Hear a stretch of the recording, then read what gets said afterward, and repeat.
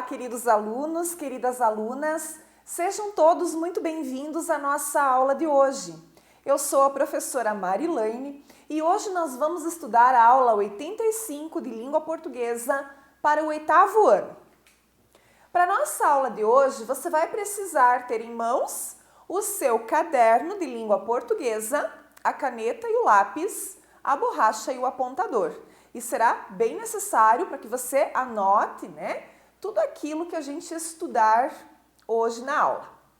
E o assunto a ser estudado vai ser a parte 2 de introdução à formação das palavras.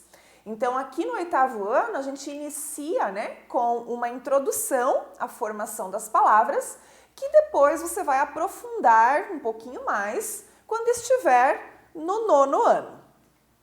Os objetivos propostos para esta aula são conhecer os processos de formação de palavras por composição e conhecer outros meios usados para formar palavras novas. Então, vamos lá, O processo de composição de palavras é quando novas palavras são formadas pela junção de duas ou mais palavras, ou seja, de dois ou mais radicais. Essas palavras, elas são chamadas de compostas, Por quê? Porque elas se diferenciam das palavras simples, que possuem apenas uma palavra ou apenas um radical. E nesse processo, chamado processo de composição, nós vamos ter duas situações, A composição por justaposição e a composição por aglutinação. Então, esses dois processos aí que a gente vai estudar, mais especificamente nesta aula de hoje. Começando então com o processo de composição por justaposição, que é quando eu vou unir duas palavras, e formar uma terceira palavra. Entretanto, elas não sofrem nenhuma alteração fonética, nenhuma perda de letra ou nenhuma perda de sons, Então, eu tenho lá duas palavras, cada uma delas carrega, o seu significado. Eu junto essas duas palavras formando uma terceira palavra que vai possuir um outro sentido e não ocorre perda fonética. Muito bem. É o caso ali do pontapé, da união da palavra ponta mais a palavra pé. Também é o caso do girassol, onde eu uni o verbo gira mais o substantivo sol. Também é a situação da palavra passatempo, juntando passa mais tempo. E ainda da palavra madrepérola, juntando a palavra madre mais pérola. Observem que na palavra formada por justaposição, simplesmente juntou-se os dois radicais, ou as duas palavras, e se formou uma nova palavra, da junção destas duas. Poderíamos aqui também ter palavras formadas com hífen, como é o caso do guarda-roupa, Juntei o guarda mais roupa e formei uma terceira palavra, que é o guarda-roupa, separado por hífen. Então, temos também, palavras que vão levar o hífen e outras não. O pé de moleque também leva hífen, Juntei lá pé de moleque. Formou lá o pé de moleque, que tem um outro sentido. Então, todo esse processo a gente chama de composição por justaposição. Esse é o nome do processo de formação destas palavras. E no processo de composição por aglutinação, a gente vai juntar duas palavras, vai formar a nova palavra, mas aqui vai ocorrer uma alteração fonética pela perda de alguma letra, ou até pela modificação do som, de uma letra para outra. Então, ocorre alteração fonética, perda ou alteração. Então, quais são as palavras que foram formadas por aglutinação? Então, são exemplos ali o planalto, em que eu juntei as palavras plano mais alto, e na hora de aglutinar essas duas palavras, houve a queda do O, lá do plano. Também é o caso da palavra aguardente, onde eu juntei água mais ardente e também teve a queda da letra A da palavra água. Também o exemplo do pernalta, em que eu juntei perna alta e também teve uma perda ali da letra A. Embora, que é a junção de em boa hora. Ocorreu o que ali? Ocorreu a perda, né, do A, do O, né, do O do hora, e também da letra H, né, que no embora não tem mais o H.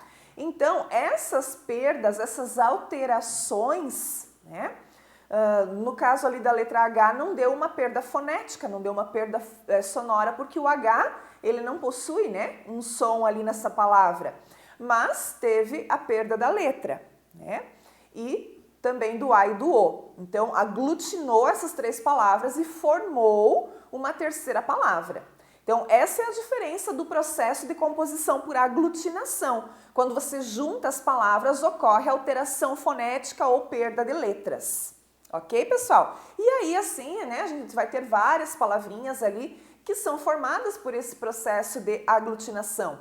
Uma palavra que eu também lembrei, que é o vinagre, que é formado pelo vinho mais acre, né, o vinho azedo. E aí formou a palavra vinagre. Então, juntou ali essas duas palavrinhas, né, elas se aglutinaram e formou uma terceira palavra um pouquinho diferente, né, com perdas fonéticas ou alterações nas letras, ok? Muito bem. Nós temos alguns casos que a gente chama de casos especiais de composição de palavras. Então, ali no item 1 são as palavras compostas por radicais eruditos. Esses radicais eruditos, eles provêm do grego e do latim, né, que são as duas principais fontes de formação das palavras da língua portuguesa. E o item 2, as palavras compostas por hibridismo, tá? Esses casos especiais de palavras compostas não são formadas a partir de outras palavras da língua portuguesa, mas sim de radicais que pertencem a línguas diferentes, né? A outras línguas. Por isso a gente chama de casos especiais. Muito bem. Para exemplificar para vocês, né, uma palavra formada por compostos eruditos são as palavras, então, que têm radicais apenas latinos ou apenas gregos, não mistura, né?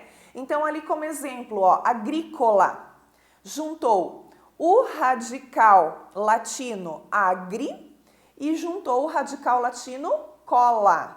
Então, o agrícola, né? Essa palavra se formou por dois radicais de origem latina, que a gente chama, então, de uma língua erudita, né? A mesma coisa aconteceu no piscicultura, quando juntou o radical latino pisci com o radical latino cultura, formando a palavra piscicultura.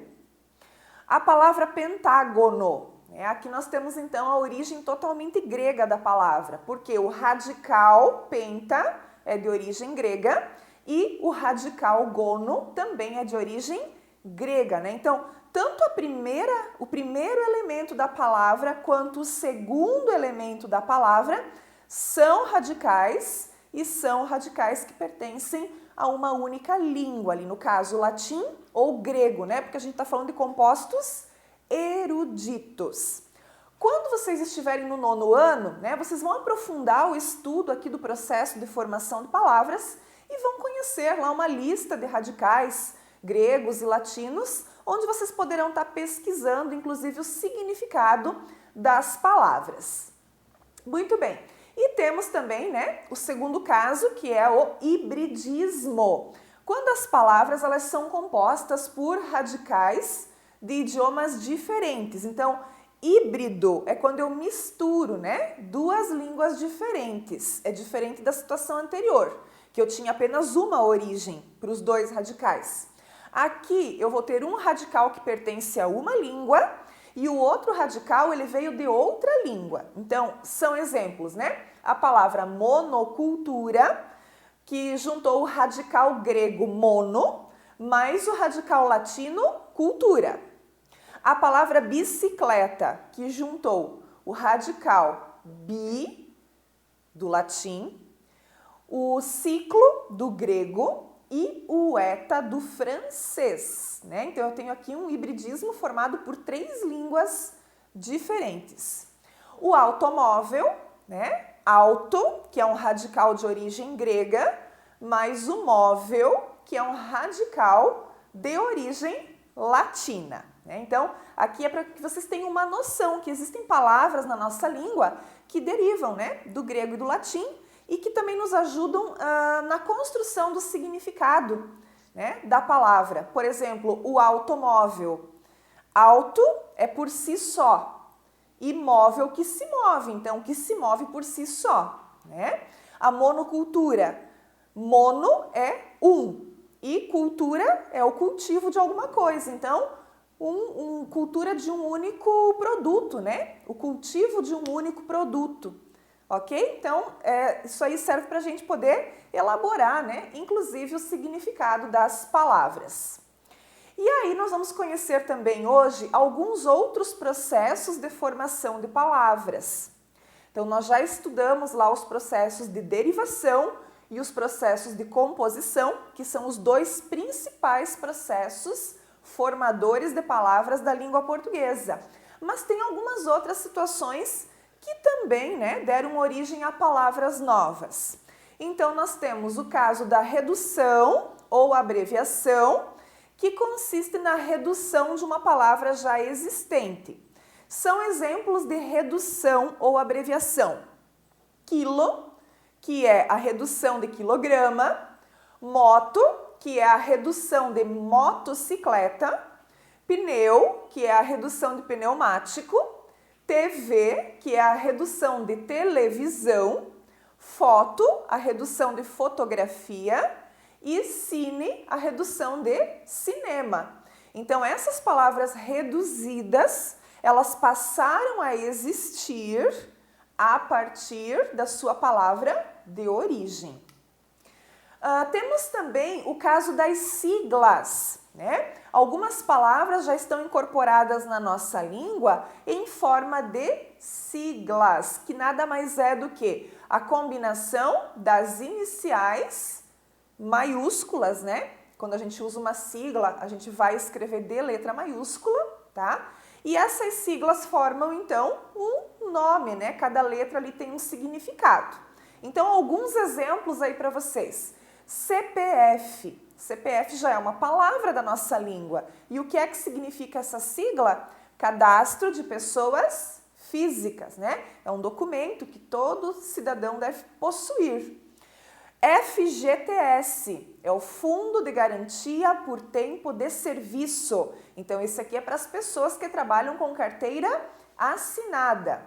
ONU, a Organização das Nações Unidas. E entre outras siglas aí, né? Tem tantas. Então, as siglas também surgiram a partir desse processo aí de formação das palavras. Temos também a onomatopeia. A onomatopeia é quando eu crio uma palavra para imitar um som. Então, eu tenho lá um som e eu preciso reproduzir de forma escrita esse som.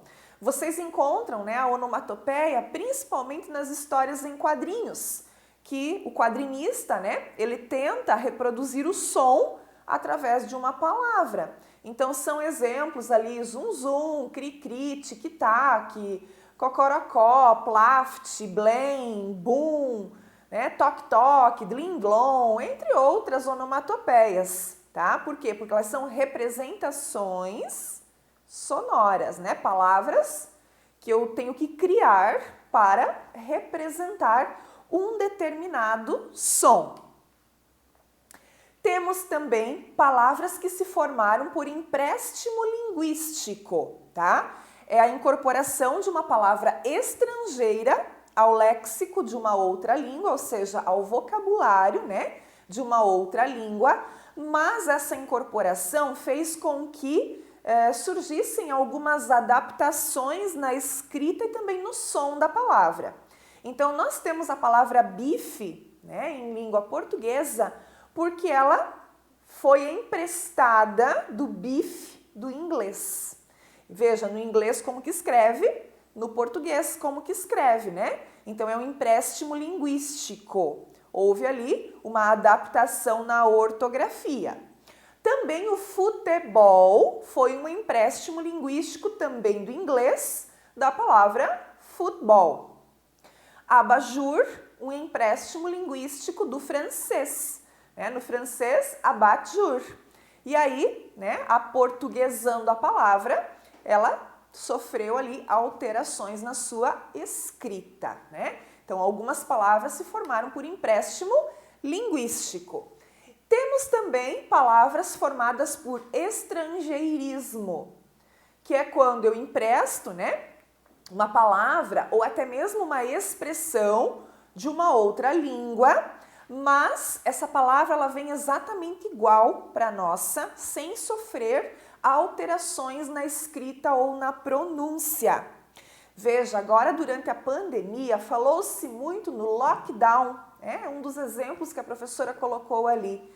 Então esse lockdown todo mundo sabia, o significado do lockdown, que era o momento que se fechou tudo, que os comércios não poderiam abrir, as escolas também tiveram que parar de funcionar, ou seja, dá assim aquela pausa, aquele momento que as pessoas realmente ficassem em casa sem poderem sair, para se prevenir do contágio do vírus. Então, lockdown é um empréstimo, é um estrangeirismo. Essa palavra veio da outra língua para a nossa e não sofreu uma modificação. E aí nós temos outros exemplos de estrangeirismos bem comuns no nosso dia a dia, que é o mouse, que a gente usa lá no computador, bullying, o delivery, que é o tipo de comida que a gente pede para entrega, o online. Nós estamos praticamente, todo momento estamos online, e todo mundo sabe o que é estar online.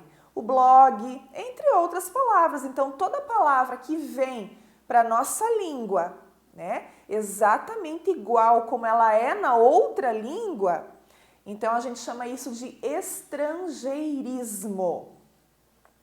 E ainda temos também palavras formadas por neologismo. Neologismo quer dizer criar novas palavras ou expressões a partir de palavras que já existem ou ainda atribuir novo sentido a palavras que também já existem, Então, tanto criar uma palavra nova quanto atribuir sentido novo à palavra, Isso é neologismo. Então, alguns exemplos ali para que vocês compreendam melhor. Chipar. Chipar é um neologismo, transformou-se num verbo. A mesma coisa o stalkear, o internauta, que veio lá da internet, então já criou-se a palavra internauta. Deu zebra, olha ali, zebra, a gente sabe que é um animal, aquele animal das listrinhas lá, preto e branco. Quando eu falo deu zebra, eu estou atribuindo novo sentido a essa expressão, a essa palavra. Então, deu zebra quer dizer deu alguma coisa errada, Então, isso é um neologismo. Eu atribuo um sentido novo. O pizzaiolo também é neologismo, Criou-se a palavra a partir da palavra pizza. O ficar, que é um verbo, mas atribuindo o sentido novo para esse verbo, você está criando um neologismo. Então, as pessoas hoje, elas não namoram, elas ficam, E esse ficar tem a ver com o namoro, Com o namorar. O pagar mico, mico que é um animal, é um bichinho, um macaquinho, pagar que é um verbo. Quando você junta essas duas palavras e forma a expressão pagar mico, você está criando um neologismo, porque você está atribuindo sentido novo à palavra. Pagar mico quer dizer passar uma vergonha, O blogueiro, que é a palavra que se originou da palavra blog. Domingando, Domingando quer dizer passando um domingo. Então, é uma palavra também criada, inventada, uma palavra nova, Que derivou lá do domingo. Então, essas palavrinhas são exemplos aí de neologismos, Entre tantos outros aí que a gente tem na nossa língua. Aposto que você já deve estar lembrando aí de mais alguns, não é mesmo? Muito bem. Então, hoje ficamos por aqui, com essa introdução ao processo de formação de palavras da nossa língua. Agora você irá praticar os exercícios para a fixação desse conteúdo, né? Muito importante, não pule essa etapa. Muito obrigada pela sua atenção e a gente se vê nas próximas aulas. Até mais!